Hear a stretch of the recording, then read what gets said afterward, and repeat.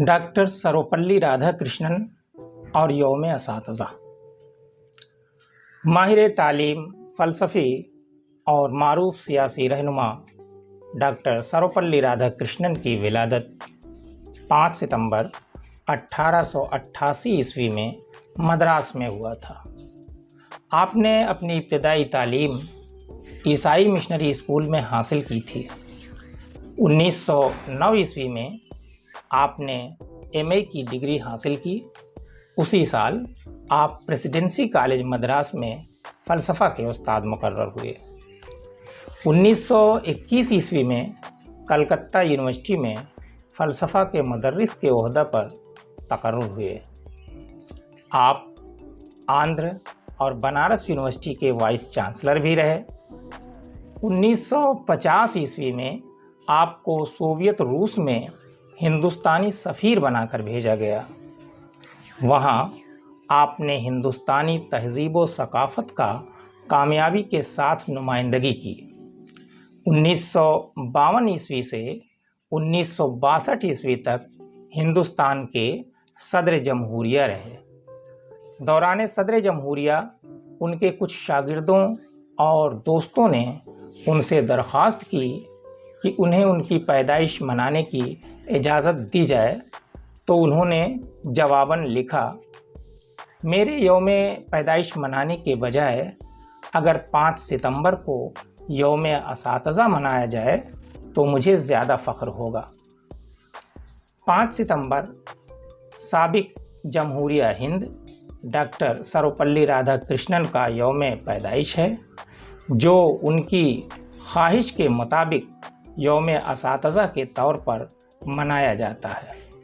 दर्स व तदरीस को छोड़कर हिंदुस्तान में ऐसा कोई पेशा नहीं है जिसे कौमी सतह पर ये एजाज़ हासिल हो कि उसका बाकायदा दिन मनाया जाता हो।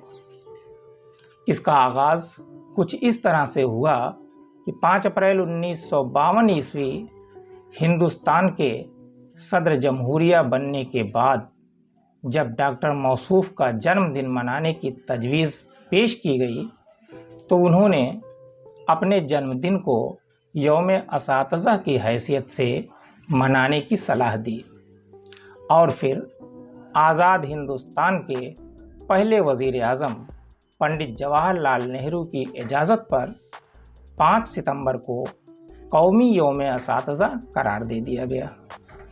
पूरे मुल्क में 5 सितंबर को यौम असातिज़ा मनाया जाता है।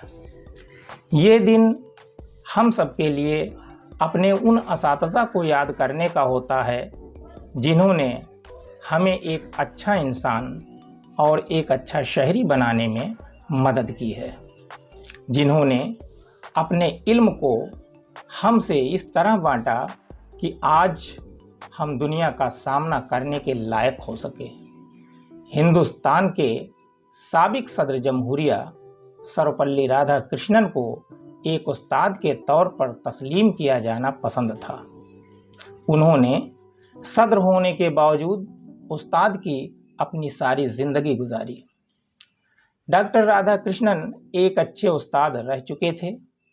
उन्होंने रविंद्रनाथ टैगोर का फ़लसफ़ा, मौजूदा फ़लसफ़े पर मज़हब की छाप, 1920 में हिंदुस्तानी फ़लसफ़ा और 1922 ईस्वी में हिंदू नज़रिए हयात किताबें लिखीं।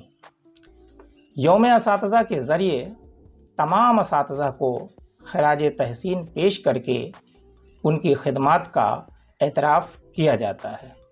करना भी ज़रूरी है, क्योंकि बग़ैर उस्ताद के इल्म मुकम्मल नहीं हो सकता। मेहरबान उस्ताद ना मिले होते तो हम तालिब इल्मों की मुख्तलिफ़ शोबों में तरक्की नामुमकिन होती। आज हम जो कुछ हैं उन्हीं के मरहून मन्नत हैं। आज तालीम का हर तरफ बोलबाला नज़र आता है, जो एक खुशाइंद बात है। ये तालीम ही है जो इंसान को इंसान बनाती है। तालीम के सबब ही इंसान चाँद तक पहुँचा है। कहा जाता है कि बच्चे की पहली दरसगाह माँ की गोद होती है। देखा जाए तो माँ और उस्ताद में ज़्यादा फ़र्क नहीं होता, क्योंकि माँ अपने बच्चों को घर की दहलीज में रखकर तालीम देती है, तौर तरीके सिखाती है और उसी के साथ अच्छी तरबियत से भी आरास्ता करती है। और उस्ताद दहलीज के बाहर यानी स्कूलों, मदरसों और कॉलेजों वगैरह में। तालीम व तदरीस नहायत ही मुक़द्दस और मुअज़्ज़ज़ पेशा है। हर मज़हब और हर समाज में असातिज़ा को बड़ा एहतराम हासिल रहा है, क्योंकि समाज में जो कुछ भलाइयाँ और नेकियां पाई जाती हैं और खिदमत खल्क का जो सरोसामान मौजूद है, वो सब दरअसल तालीम ही का करिश्मा है और दर्सगाहें उनका असल सरचश्मा। असातिज़ा का एहतराम उसी कदर ज़रूरी है जितना अपने वालिदैन का। उस्ताद बाप का दर्जा रखता है, लेकिन इसके लिए ज़रूरी है कि वो अपने शागिर्दों को वही मोहब्बत और प्यार भी दे जो एक बाप अपनी औलाद को देता है। हमें चाहिए कि हम तालिबे दौलत बनने के बजाय तालिबे इल्म बनने की तरफ ध्यान दें। कुरान शरीफ में भी इल्म हासिल करने की तलकीन की गई है, जबकि अहादीस में आया है कि इल्म हासिल करो, चाहे इसके लिए चीन तक ही क्यों न जाना पड़े।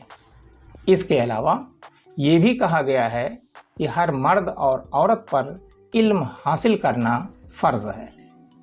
इसी बात से अंदाज़ा लगा सकते हैं कि तालीम का हमारी ज़िंदगी में क्या मकाम है। बेशक उस्ताद का एहतराम ज़रूरी है, क्योंकि उस्ताद इल्मी परवरिश करके हमें अच्छा इंसान बनाता है।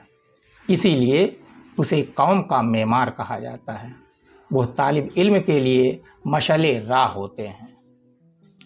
ये एक हकीकत है कि समाज और कौम की तालीम में असातिज़ा का बड़ा रोल है। वो न सिर्फ तलबा बल्कि समाज के लिए भी काबिले एहतराम है। हमें असातिज़ा की कद्र व मंजिलत और उनकी अहमियत को समझने की ज़रूरत है, क्योंकि उनकी मेहनतों और कुर्बानियों के सबब ही कौमों की तकदीर संवरती है। बकौल शायर, ये अर्ज़ो समावात ज़बां हो नहीं सकते, ये अर्ज़ो समावात ज़बां हो नहीं सकते, उस्ताद के औसाफ बयां हो नहीं सकते।